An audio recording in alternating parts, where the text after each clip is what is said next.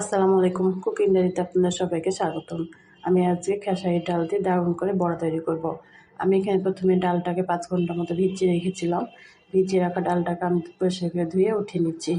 ডালের সাথে কাঁচামরিচ এবং রসুন দিয়ে আমি এটাকে বেটে নিচ্ছি।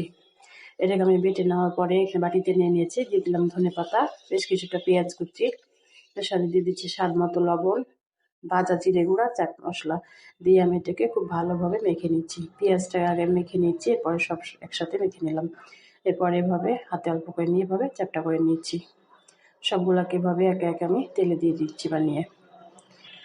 এভাবে সবগুলো দেওয়ার পরে এটাকে আমরা কিছুক্ষণ অপেক্ষা করব। এই পাঁচটা হয়ে গেলে উল্টে দিব।